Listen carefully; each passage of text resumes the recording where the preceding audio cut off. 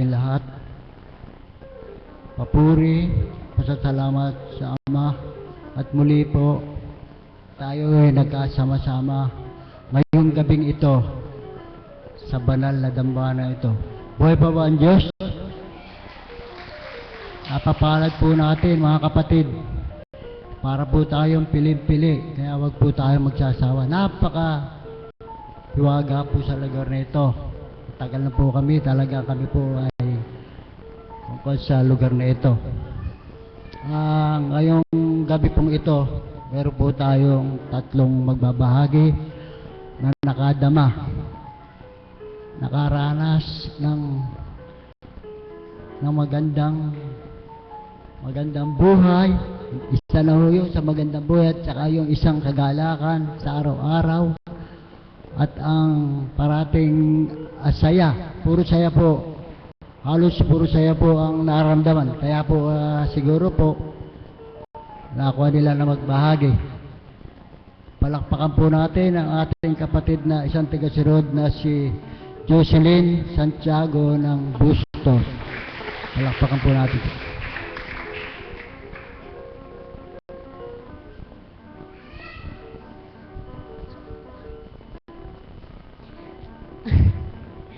Magandang umaga po sa gabing ito. Puro daw po kasayahan, kaya masayang-masaya po ako. Ang totoo po niyan, hindi ko po alam kung ano po ang aking ibabahagi. Pero, hindi ko rin po alam, pero masayang-masaya po talaga ako. Actually po, pangalawang beses ko pa lamang po itong tumayo sa inyong harapan. Nung una, umaga po siya at nakalimutan ko na rin po kung ano yung aking naibahagi. Parang yun po yung mga biyaya na tinanggap ko at yun pong isang pagpapatunay na talagang ang Diyos po ay buhay sapagkat siya po ang gumagawa ng lahat ng mabubuti at maayos na kaganapan sa ating buhay. Ngayon po, sinabi po na ating kapatid na ang dapat daw pong ibahagi ay yung mga ligayang nararamdaman. Hindi ko po alam, pero sa oras po na ito, ako'y napakarami ko pong dinaranas na mga pagsubok. Kung ito po ay tatawaging pagsubok, napakarami kong pinagdadaanan na problema, kung dapat ko buwan tawaging problema. Pero sa kabila po noon, ako po ay nagpapasalamat dahil po dun sa mga problema na yon, masaya pa rin ako. Hindi ko po alam. Napakarami kong pinagdadaan ng mga problema at pagsubok sa buhay, pero pakiramdam ko po, mataba ako ngayon. Pinataba po ako ng napakarami kong problema, pinatataba po ako ng napakarami kong dalahin at responsibilidad sa buhay, hindi lamang po sa aking pamilya, hindi lamang po sa paaralan, kundi pati sa aking sarili. Hindi ko po alam, ipinagpapasalamat ko po, sa totoo lang po, sa kabila po ng napakarami kong dalahin sa bawat gabi na kung minsan umiiyak po ako, pero hindi po ako umiiyak dala ng kalungkutan, kung hindi umiiyak po ako sa kagalakan na sa kabila po ng napakarami kong iniintindi, maligaya po ako. Hindi ko po tinatanggap ang mga pagsubok na dumadating sa aking buhay bilang pasanin, kung hindi ito po ang nagpapatibay sa aking pagkatao. Bilang isang guro, bilang isang magulang, bilang isang anak, at bilang isang asawa. Kaya ang lahat po ay tinataas ko sa ating Panginoong Diyos. Maraming salamat po sa mga problema na siya pong nagpapatibay sa aking katawan, sa aking espiritual na paniniwala, at sa lahat po ng bagay na umiikot sa aking buhay sa araw-araw. Maraming salamat po.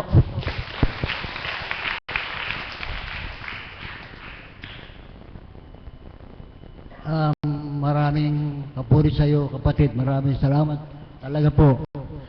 Pag parati po kayong pumupunta rito, yung problema, may halong ngiti. Pag kayo pinagkaroon ng problema, kaya. Hindi po bibigyan kayo ng problema ng Ama na hindi nyo makakaya. Basta po tayo ay magtibay. Magtibay, manalig, at sumampalataya. Ang pangalawa po nating magbabahagi Palakpakan po natin ang buhay na Diyos para sa ating kapatid na si Ola Santa Juana. Aawit po siya. Palakpakan po natin siya.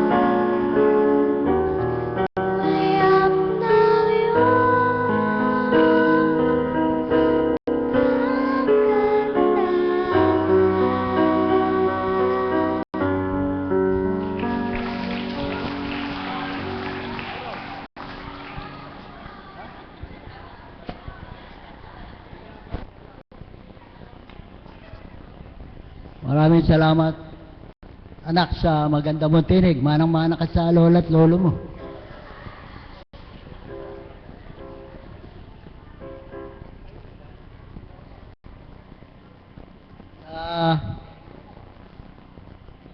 Hindi po ba kayo natutuwa? Pati bata, nakasisiyam pag nagagawin rito. Hindi raw po dating kumakanta yun, pero dito nakakanta.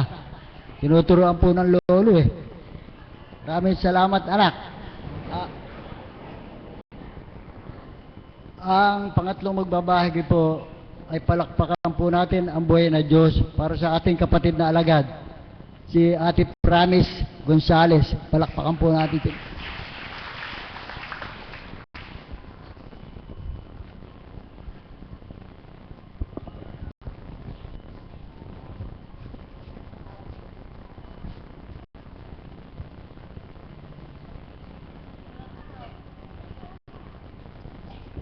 Purihin ang Diyos.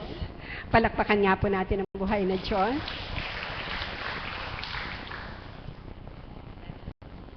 Sabi po ni kapatid na Jocelyn, siya daw po ay bat-bat ng problema, dalahin, pagdalisay, lahat na. Subalit, matanong ko nga po kayo, give up na po ba kayo? Kayo po ba? Sumuko po ba kayo? Opo, laban. At napapagod na po ba kayo? Opo, alam niyo po, nung huling ako ay nagbahagi dito, ang ibinahagi ko ay yung tungkol sa dalahin ko doon sa aking pamangkin, na siya po ay alipin ng lungkot. Napakalunar niya po. Alam niyo po ba, lagi lang po siyang nakakulong sa kwarto. Napaka-empty niya. Hindi po siya marunong mag-share ng kung ano man yung dalahin niya. At ito po ay ikinalulumbay ko. Sapagkat nga po, maliit pa lang na bata, parang kagaya nitong mga narito, ay kasama ko na siya sa bahay. Kasabay po siyang lumaki ng 2 anak ko. Subalit kakaiba po siya. Nagalak po ako nung siya ay nakapangibang bayan, ibang bansa, sapagkat nga po dito ay nai-express niya ng malayang-malaya yung kanyang sarili. Subalit dumating po ang pagkakataon na kinakailangang umuwi siya sa mga hindi inaasahang pangyayari. Nadala na rin ang kalabisan at mga kabiglaanan sa buhay kung kaya't siya ay napauwi ng hindi inaasahan. Nung po siyang umuwi, nagalak po ako dahil sabi ko, ganun na lang ang nangyari. Wala nang iba pang mabigat na nangyari sa buhay niya. Subalit habang lumalakad po ang panahon, dumating po siya ng February, at ngayon nga po ay September na. Alam niyo po, bagamat nakakuha siyang muli ng trabaho, nararamdaman ko na naman po yung pagiging empty niya. Yung bang tahimik po kasi hindi siya marunong mag-share. Kung kaya't noon po, ito yung naibahagi ko sa inyo no, na dapat po pala tayo, kapag tayo ay dumudulog sa Panginoon, at tayo ay humihiling, hindi daw po pala marapat. Pwede, yes, maybe marapat din, na sabihin natin, Lord, tulungan niyo po ako. Lord, tulungan niyo po akong maging matatag. Lord, bigyan niyo po ako ng kalakasan, ng kalooban, upang mapagbatahan ko ang lahat ng ito. Pero yung pong panalangin natin, na hindi po ba nagpapakita o nag-i-indicate na makasarili tayo, sapagkat sarili lang natin yung gusto nating matugunan, di po ba? Amen po ba doon? Yes, kung kaya't sabi ko nga po noon, sa paglilimi ko, sabi ko siguro, ang dapat kong ipanalangin ay ganito, Panginoon, nawa po sa kalooban mo, bigyan niyo po ng pagkakataong maging masaya ang pamangking ko na ito. Bigyan niyo po siya, Ama, ng kalayaan sa kung ano man yung nakagisnan niyang ugali. Na siya ay masaya na lang na nasa kwarto, nakakulong. Sapagkat nga po, nung pong siya kasi ay lumaki, ang kanyang ama't ina ay parehong nagtatrabaho sa Manila. Pareho po silang nagtatrabaho doon sa Ali Mall, sapagkat sa theater po sila nagtatrabaho. Isang bisor at isang porter. Yung nanay niya porter, yung kapatid ko, at yung tatay niya naman ay, kumbaga, supervisor dun sa New Frontier Theater, at saka dun sa Ali Mall, kung saan ito po ay, kasama na din dito yung Araneta Coliseum, yung sister company kasi ganon. So meaning to say, umuwi lang po yung kapatid ko at saka yung bayaw ko, wari kapag ka day off, tapos pag dumadating po yun ay, wari uuwi yun ng Saturday night, mapakamadami po nung pasalubong, totoo po yun. At lahat po ng uri ng pasalubong ando na para dun sa anak. Subalit, lumaki po na tahimik yung bata na pag-alis nila, andun lang ulit sa kwarto. na masaya na siya na kunyari, tatawagin ko lang siya pagkakain na, ganito, ganoon. Pag nag-aral naman yon, school, bahay, bahay, school, ganun lang po. At hindi rin siya naging, wala po siya, kulang siya sa social life, ganon. At ngayon nga po, nakapag-asawa siya sa maagang edad. Subalit, nag-asawa po siya 18, kung 17, something like, pareho pang napakabata. At nakakalungkot po ring balita na hindi po naging ganun ka-successful yung kanyang marriage life dahil yun po yung disadvantage na nag-aasawa ng mapakamabata. Let's say 16 yung babae, 17 yung guy. Parang hindi po ganun ka-successful kasi kulang po sa ano. Alam nyo na yon, yung pangunawa, pasensya, lahat na. At yun nga po, naging failure pa din yun. So, patuloy po na lumaki yung bata na to, itong pamangkin ko na to sa pagkakandili ko. At last time nga po, ito yung ibinahagi ko sa inyo na kung saan na ganun po pala yung marapat na dulog na dapat po pala, kung meron tayong gustong mabago, siya po yung idudulog natin sa Panginoon. Alam nyo po, hindi po ako napapagod. Kanya ako po kayo itinanong kung kayo napapagod na. Kung paano ko pong idinulog noon yung aking anak na bunso. Kung paano sa tuwi-tuwi na, sabi nga po ng Panginoon, sabi nga po ng Banal na Espiritu kapag nagtuturan sa atin ang mahal na Apo Conching, hindi naman daw po kailangang ibuka natin minsan ang ating mga labi upang tayo marinig ng Panginoon. Amen po ba doon? Pwede po pala tayong marinig ng Panginoon kahit nakasara ang ating mga labi. Kahit isip lang po natin ang gumagana. Purihin ang Ama sapagkat pinatunayan niya po sa akin na buhay siyang talaga. Palakpakan po natin ang buhay na Diyos. At bago ko po ituloy yun sa pamangkin ko, gusto kong magpuri at magpasalamat sa Panginoon sapagkat nga kapag dumudulog ako sa Panginoon at ako ay lumalapit sa ating mahal na Apo sa kinalugdan, kapag po nagturan sa akin ng Banal na Espiritu sa katauhan ng ating mahal na Apo Conching, ang sinasabi niya ay ganito, huwag kang magsasawa, patuloy mo siyang idulog, at makakamit mo ang kalayaan, ang kagalakan. Palakpakan po natin ang buhay na Diyos.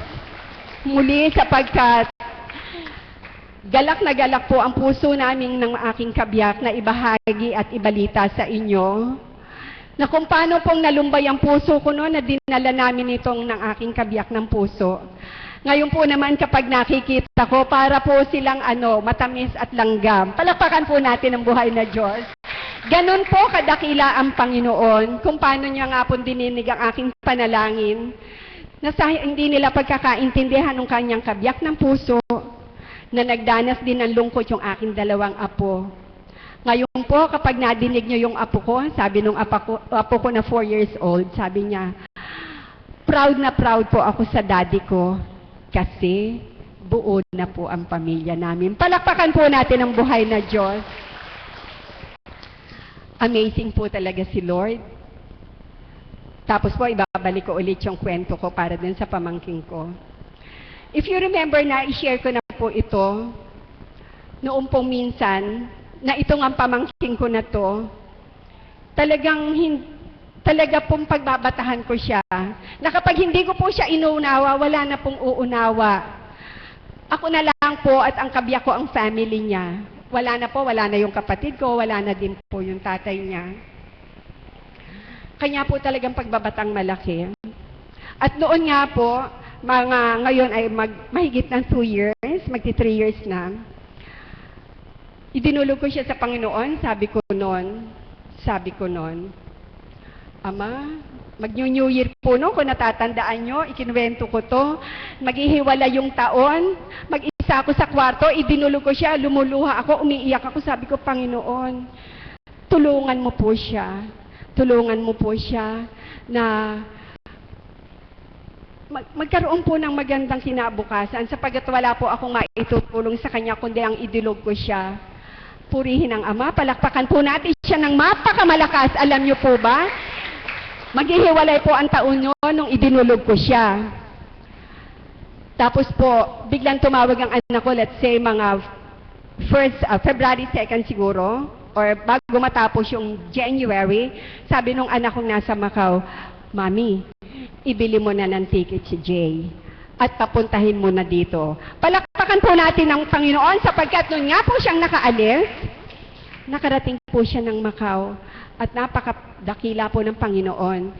Hindi po natapos ang 1 linggo, nagkatrabaho po siya doon.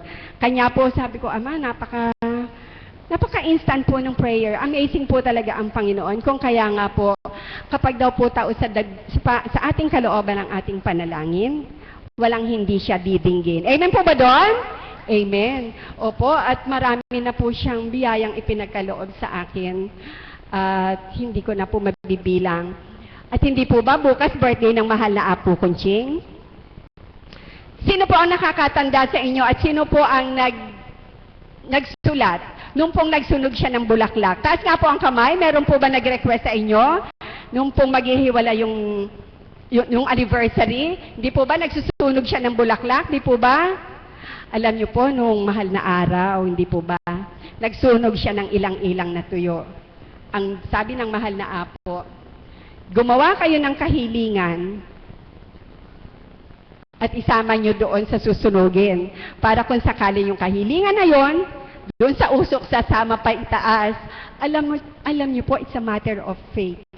Naniniwala po ba kayo doon? Kapag po tayo ay nananalig, wala pong hindi tayo kakampin. Alam nyo po, nung sinabi yun ng mahal na Apo, hindi ko alam kung saan lang ako kumuha ng kaprasong papel. At doon ko po isinulat yung kahilingan ko para doon sa anak ko. Purihin ng Diyos, purihin ng Diyos, purihin ng Diyos. Ano po yun? Di po ba ano yung mahal na araw nito? April? Is it April? Purihin ng Diyos. Alam niyo po, June. Bingo. Tinabong ko na po yung kalayaan. At na-receive nga po yung aking request na yon, prayer request, kasama ng usok na yun na po mailang lang, dininig ng Diyos, ipinagkaloob niya, kanya nga po masaya na yung anak ko. At ngayon po, sa darating na anniversary, iniimbitahan ko din kayo. Have your prayer request. Isama po natin to, I'm sure. Kasi po nadinig ko nung 1 linggo, sabi ng mahal na Apo nung Sabado, ipanik yung bulaklak na yan sapagkat yan ay ating susunugin. So, tip ko po yun sa inyo. Ngayon po, balikan natin yung pamangkin ko. Alam niyo po, hindi po rin ako napapagod, idulog siya. Kanya po kagaya nyo, iniimbitahan ko po kayo, patuloy at patuloy po kayong dumulog. Kung sino po yung may karamdaman dyan, huwag po kayong mapapagod kung hindi pa po pinagkakaloob sa inyo yung inyong kagalingan. Pero po kung kayo ay matapat sa inyong panalangin, makakamtan nyo po yung kagalingan. At para po naman sa mga guro na ito, with your faith in your heart, kung saan nga po, alam ko, dumulog kayo last Wednesday para sa nalalapit na exam. Tapos na po ba exam? I'm sure. Sabi nga po ni Teacher May, nung nakaraang taon, madaming pumasa, hindi po ba? Yes, at kanya po ngayon, kasabay nyo doon sa prayer request niyo. Ako po yung prayer request ko lagi-lagi para doon sa pamangkin ko at kiniklaim ko po ito. Kiniklaim ko po ito na bagamat kung paminsan-minsan manaka-naka iniluluha ko ng sa sarili ko lang. Sapagkat kuminsan po nahihiya akong ibahagi doon sa kabiyak ng puso ko. Kasi baka hindi niya maunawaan. Although andyan siya. Dahil po syempre, pamangking buo ko yon. Dahil po masasakitan yung kalooban niya kapag alam niyang nasasakitan ako. Hindi po ba? Pero kiniklaim ko po ito, inaangking ko, ipagkakaloob sa akin ito ng Panginoon. Sapagkat nga po, wala naman po akong minimithi, kundi po ang katagumpayan ng mga mahal ko. Palakpakan po natin ang buhay na Diyos. At bago ko po tapusin ang aking pagbabahagi, alam niyo po minsan, siguro po ito ay may 3 linggo na, alam niyo po, nagpupuri ako sa Panginoon at kapag ako po, siya po ay nadarama ko, may mga bagay po na idinaratal siya sa aking kaisipan. At dito nga po, pinamagatan ko ito ng Lord God, you're so amazing. Bigyan niyo po ako ng pagkakataong basahin ko ito sa inyo. Lord God, you're so amazing. Ang puso ko ay nagagalak sa bawat mong pagtuturan, Salitang kay Inam, di malaman ang simula, hindi malaman ang simula ay saan. Hambing ka sa Ama sa ihip ng hangin na dumadampi sa pisngi ng sinuman. Ama, hambing ka sa dagat na simula ay kung saan na tila ang dulo ay walang katapusan. Ama, hambing ka sa bukal mula sa kailaliman. Hambing ka sa ulap, magandang pagmasdan. Ama, maging sa kagugupatan na maraming laman na nagbibigay buhay dito sa kalupaan. Lord God, hambing ka sa awit, nagbibigay saya pag naririnig ka. Hambing ka sa tula ng isang makata. At sa bawat anak mo na sadyang makulit, di ka nagagalit. Sa halip, ikaw ay nagtutuwid. Amen po ba doon? Lord God, sa tuwi-tuwi na kita ay nadarama. Sa mata ng mga kapatid ko, kita ay nakikita. Nayayakap ka rin at nahahalikan doon sa katauhan ng iyong kinalugdan.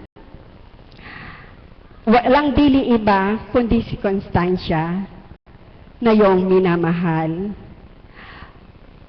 Na siya ang puno na aming kinauugnayan. Ama, salamat po Ama sa iyong kabutihan, sa payakong pagkatao, muli kang dumatal upang mabulay-bulay ko ang mga bagay na ito at kundi sa iyong kalooban, di ko masasambit. Lord God, amazing kang totoo. Palakpakan po natin ang Diyos. At ang huli po, ang sabi ko nga sa inyo, huwag kayong mapapagod. Ito nga po pala, bago, at tatapusin ko na sana, bigla ko lang naalala. Kagabi po, meron akong naging bisita, yung pamangking ko, from May Kawayan, dumating siya. At habang pinapamerienda ko po siya, nagkaroon po kami ng sharing. Sinasabi niya sa akin yung mga problema niya. Ang sabi ko sa kanya ganito, alam mo anak, huwag kang mapapagod dumulog sa kanya. Huwag kang mapapagod humingi ng tulong sa kanya. Huwag kang mapapagod na lumapit sa kanya. Sapagkat siya, kahit hindi bukan ng labi mo, alam niya ang laman ng puso't isip mo. Palapakan po natin ang buhay na Diyos. Amen po ba doon? Alam mo po, at biglang dumatal sa aking kaisipan, oo nga naman, di ba? Kasi ganun po si Lord, hindi siya napapagod, tayo lang yung napapagod. Amen po ba doon? Opo. Tayo lang yung napapagod. Minsan, pag hindi natin nakakamit agad yung ating hinihiling, parang gumigive up na tayo. Amen po ba? Gumigive up po ba kayo? Opo, alam ko yung iba sa atin at yung iba ding tagasunod, yung ibang may karamdaman. Kapag po ilang punta nila dito, sa kanilang kahilingang kagalingang pangkatawang lupa o pang-spiritual man, kapag hindi sila nakakadama ng mainam, hindi na po sila bumabalik. Kasi po napapagod sila. Amen po ba doon? Subalit gagawin ko po isang magandang example.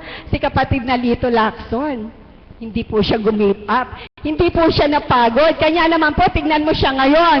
O, di po ba? Yes. At ganun din po ang ating Apo Kunching. Hambing po siya sa amang hindi napapagod duminig sa atin. Sapagkat po sa araw-araw, alam niyo po, noong pong nagkaroon tayo ng mission sa Mapaniki, di po ba nagmensahe siya dito? Galing pa po siya kung saan. Tapos po nagmensahe siya dito ng pagkaganda-ganda at pagkahaba-haba.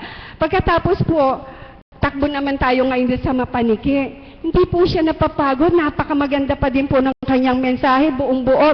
Talaga pong kapag pakikinggan natin, wala po siyang kapaguran. Palakpakan po natin ang buhay na Diyos. At isang malakas na palakpak po para sa ating mahal na Apo Kunching. Na kung hindi nga po, sa walang kapagalan niya, na sa pag-akay sa atin, marahil, hindi na po natin alam kung saan tayong lahat pupulutin. Amen po ba doon? Yun lamang po, at inaanyayahan ko po kayo, samahan niyo ako na huwag mapagod. Amen po ba doon? Yun lamang po at magandang umaga sa gabing ito.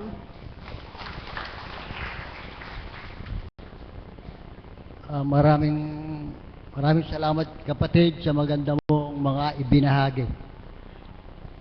Ay, isa lang pong paanyaya. Bukas po, Malugod po namin kayong inaanyahan para sa gaganaping banal na misang pasasalamat para sa karawan po ng ating minamahal na Apo Kunching. Ito po ay magaganap bukas ng ganap na ikasampu ng umaga. Dito po sa banal na dambanang ito. At dito rin po, pagkaraan po ron, simula na rin po ng gawain, oras ng pagsimula ng ating banal na gawain. At isa pong paalala pa po sa mga alagad, ang isusuot po no bukas ay green pants. Yun lang po. At maraming salamat po sa mga nagbahagi. Inaanya